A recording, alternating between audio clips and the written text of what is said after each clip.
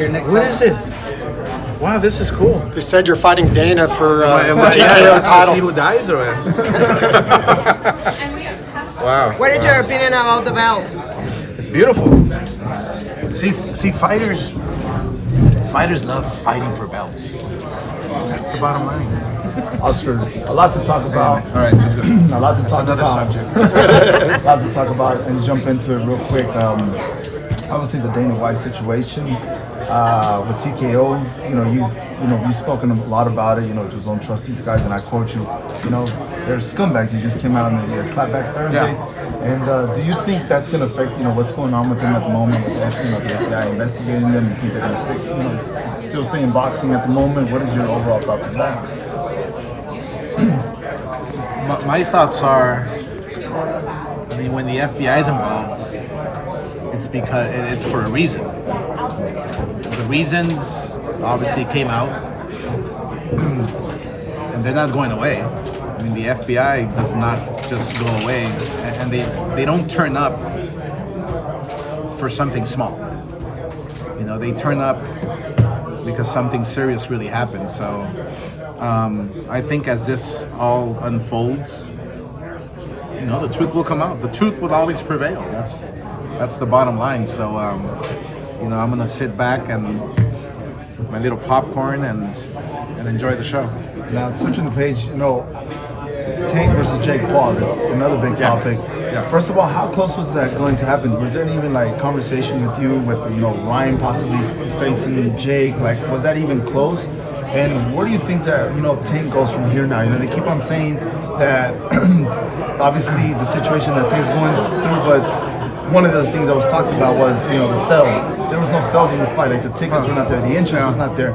That Tank was not promoting the fight. Right. But where do you see Tank right now at the moment? And as well, how close was it possibly even with Ryan facing Jake Paul? First of all, Ryan Garcia, Jake Paul wasn't close at all.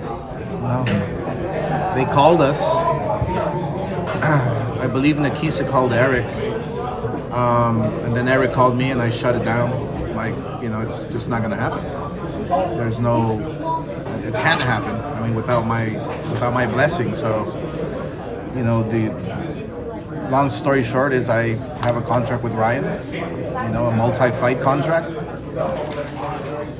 And we're in talks to fight somebody else.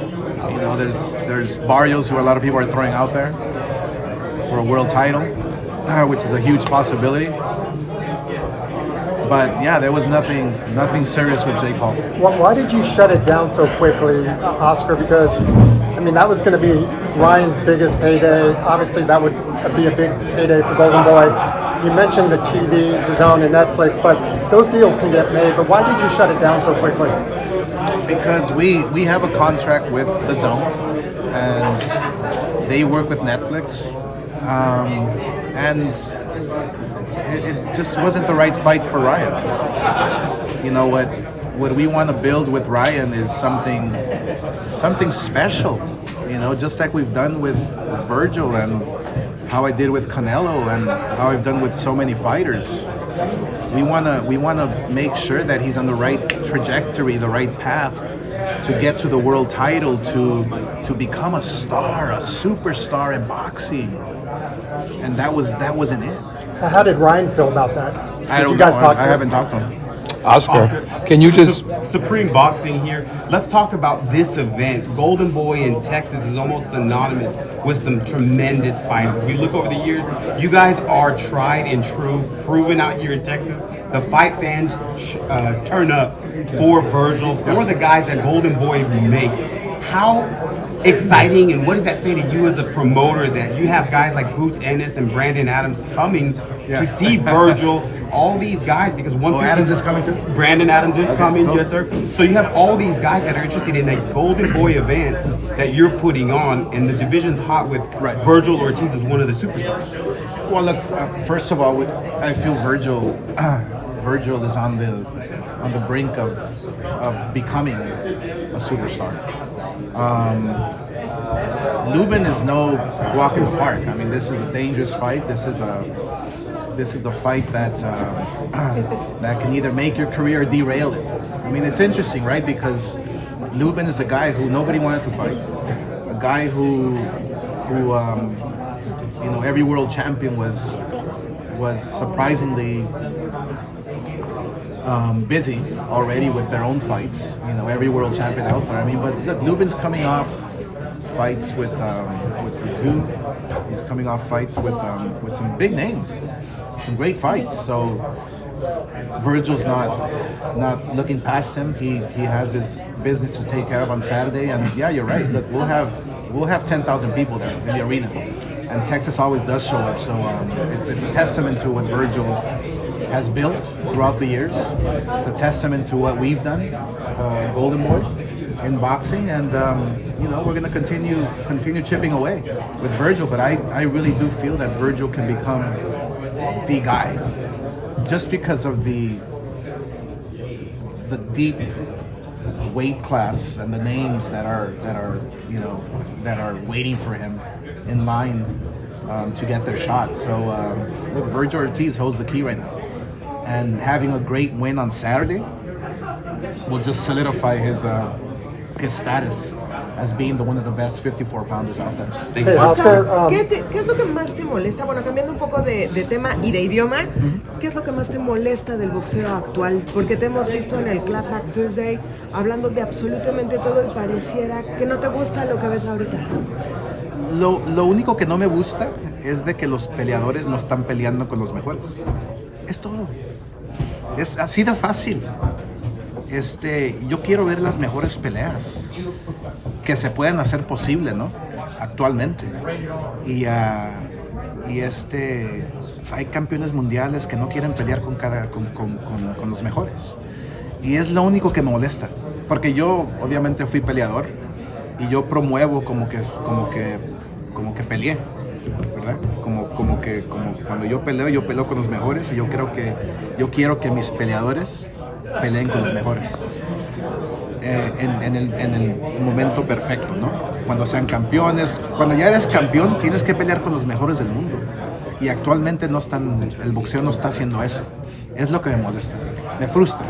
Si seguimos en el camino de Turkey, ¿a dónde vamos a parar? No, él está haciendo sus peleas. Él, mira, por ejemplo, un día me puede llamar y decir, mira, yo quiero esta pelea. Y si no estamos hablando con The Zone o no estamos proyectados para hacer esa pelea, sí, es una idea que se puede hacer con Turkey.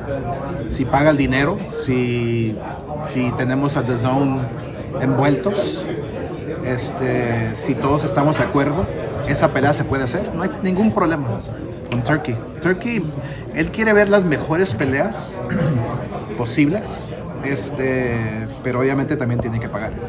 ¿Y con lo de los organismos? Los organismos, mira, yo como peleador y como promotor voy a defenderlos hasta el fin.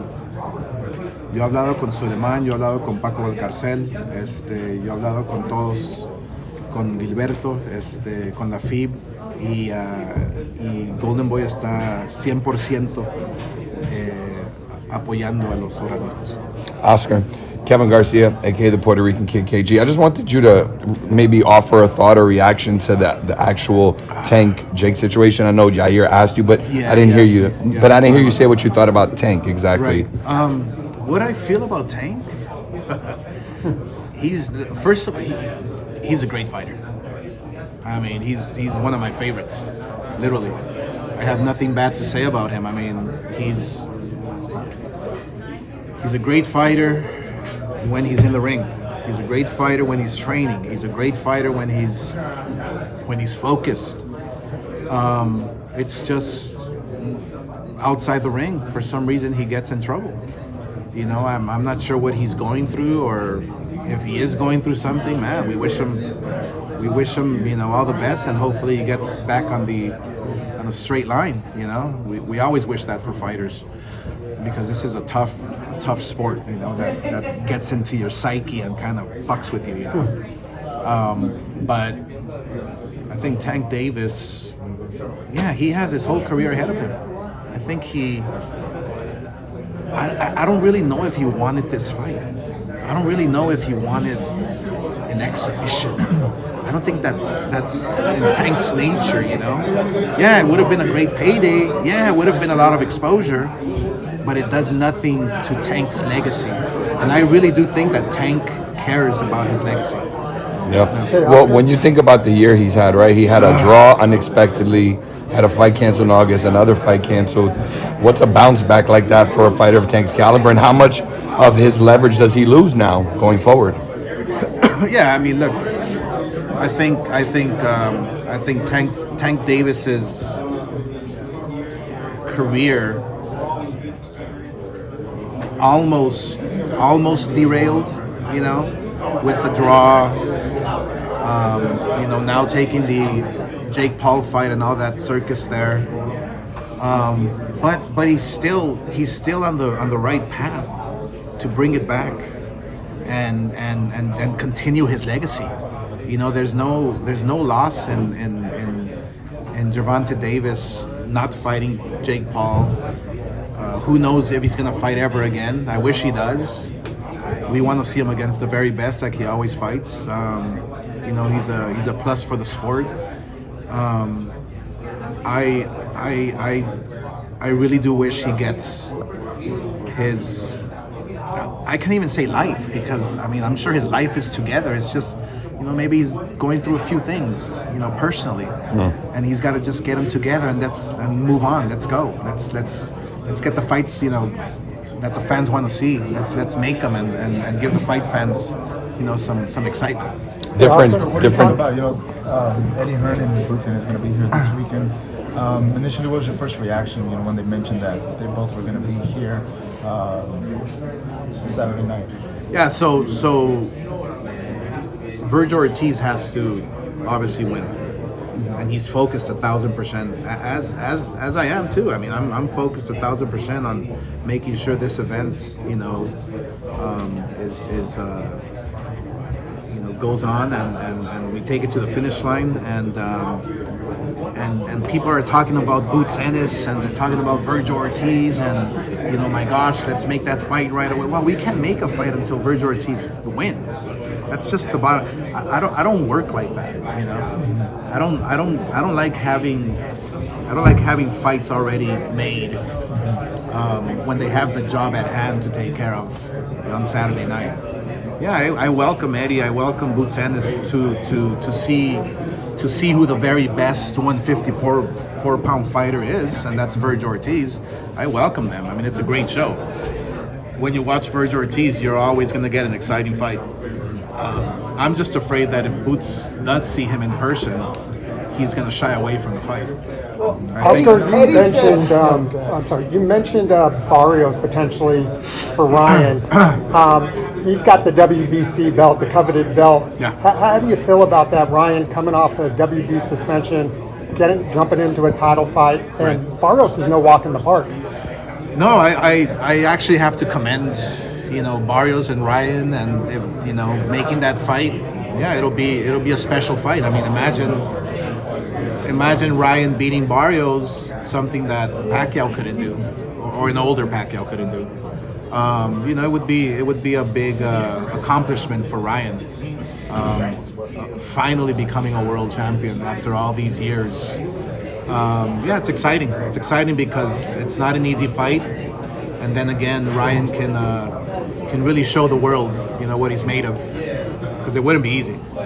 Is he on top of the list, Barrios, as far as for Ryan at this point? He is on top of the list. Yes, I mean, it's no secret. There's no hidden agenda. I think Barrios, will be the guy for Ryan. It's a matter of just negotiating it and making the fight. Oscar, following there was a fight. Boots' last fight, Eddie said that, not formally, but verbally, that Eric and yourself and them had a verbal agreement for early 2026 for Verge and Boots. How much truth is there to that, and how in-depth have Who said that, Eddie? Eddie Hearn said that following Boots' last fight? Do you believe it? I'm asking you.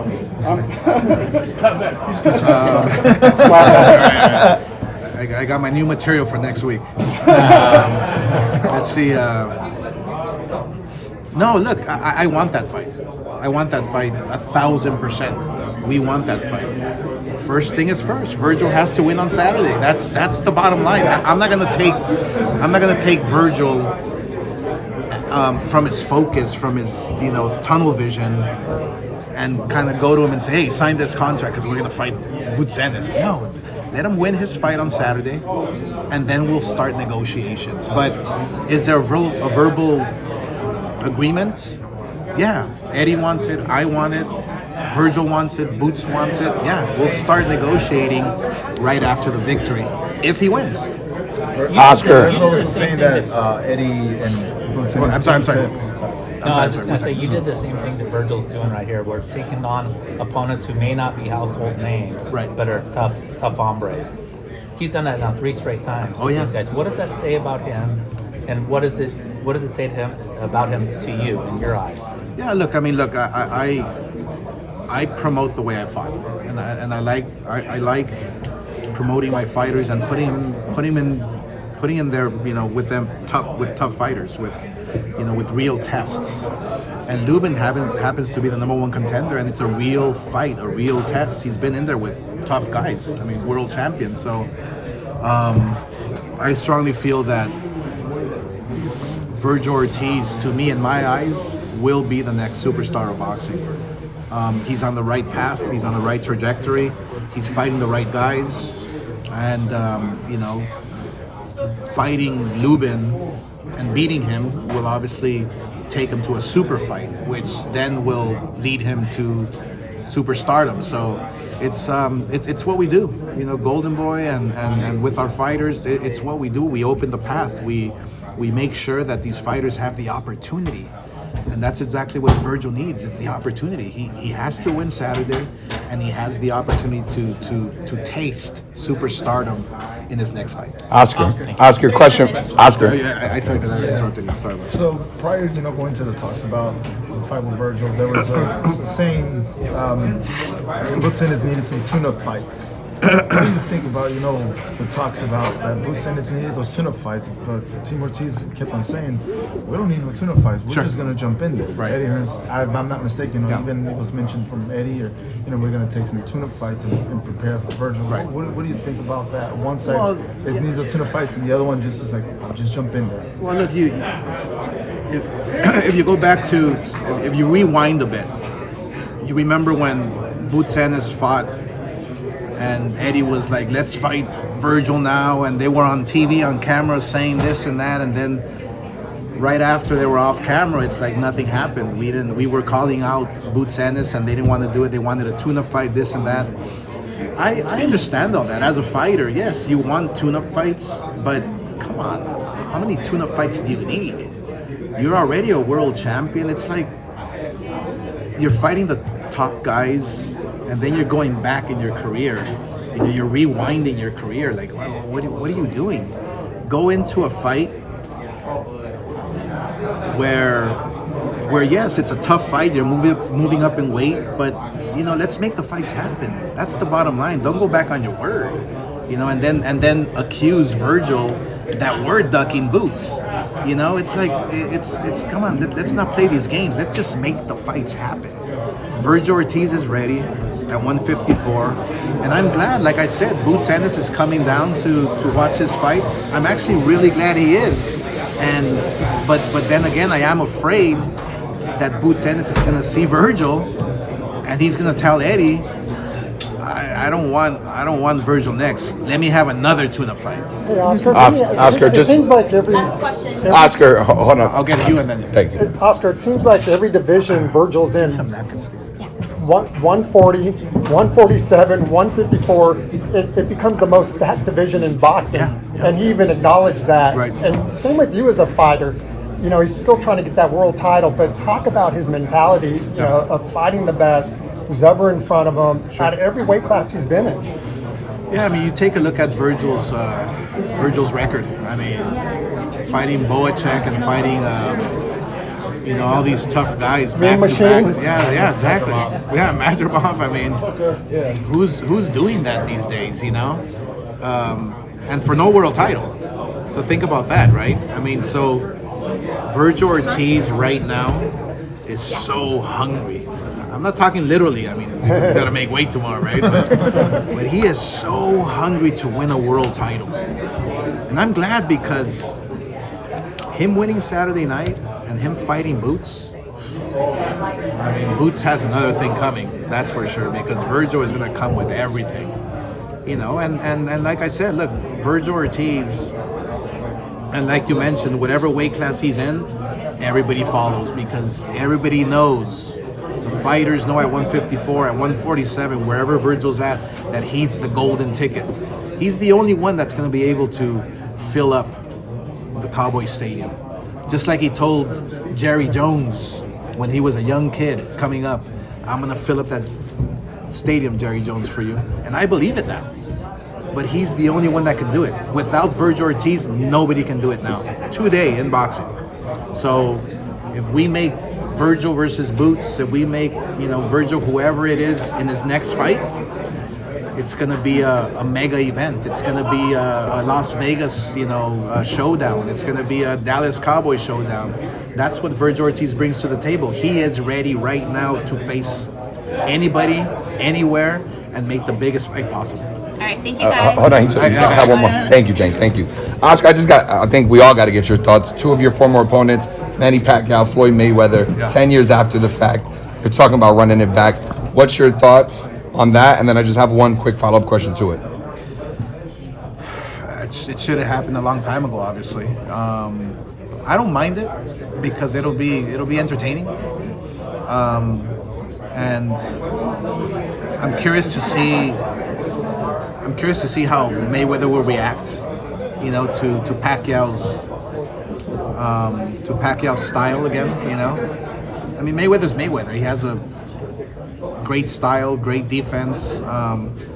Probably the same thing will happen again, but it'll be entertaining. I wouldn't mind watching it again, but again, it should have happened a long time ago. And this is exactly what I tell fighters.